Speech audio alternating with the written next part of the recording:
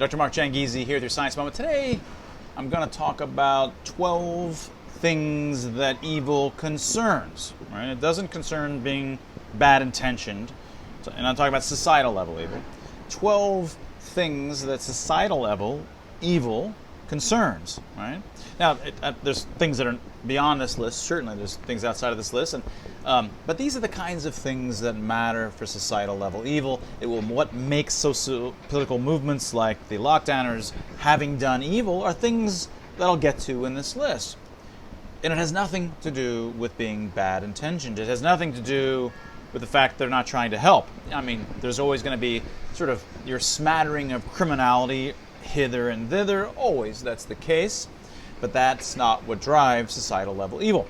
So let me just walk through a little Substack that I wrote for Loofwired, my sort of this magazine that I recently launched, curated by me, and sort of trying to compete with Siam and Discover magazine. I said, look, I'm going to decide the interesting things that I want to talk about.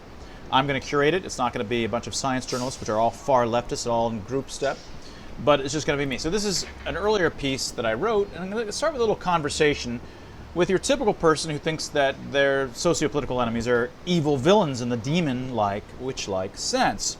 And I'm just going to have this little back and forth. Then I'm going to end with just 12, a dozen amongst others that could be put in this list, of things that do matter for whether a socio-political movement is evil.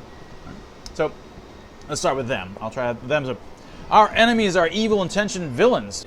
Don't you think they say the same about us? But we have good intent. Agreed, we do, but does it worry you that people have a strong tendency to view those in their opposition as having evil intent, as being purposely villains? But they are! What about your friend Susie? She's in that movement. Well, Susie's not a demon, but she's being controlled by the villains in that movement.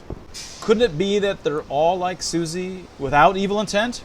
And that if you knew all of them, like you know Susie, you'd realize that? But if none within that group have evil intent, then that means they're good. Not at all. Movements always believe they're well-intentioned.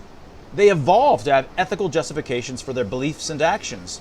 So the fact that they're well-intentioned means nothing. Well, then you have to conclude that they're good people. If it's basically a tautology, or vacuously true, that socio-political movements always believe they're well-intentioned, then well-intentionedness can have nothing at all to do with whether they're in fact good. Well, you seem to be denying the existence of good and evil. No, I'm only denying that well-intentionedness means that one is good, especially in the context of socio-political good and evil. What does then determine whether a movement is evil or good? Well, things that make some movements evil include, and here's the list of 12, violating civil liberties, not independently thinking, being unaware of psychological biases, failure to do cost-benefit analyses, treating certain freedoms as taboo, hubris to control others for your notion of the good, thinking in terms of in-group and out-group, failure to take seriously the precautionary principle, the real precautionary principle, not what everybody says it is. Oh, take precautions, which is exactly the opposite. One thing dominates their entire decision-making, like zero COVID. Intolerance to opposing viewpoints and cancellation, censorship. And number 11, maintaining one's position with disregard for the counter-evidence.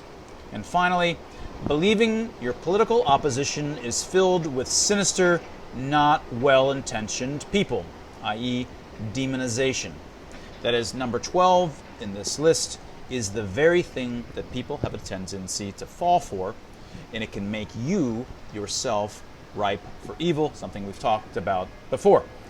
And that was your Science Moment.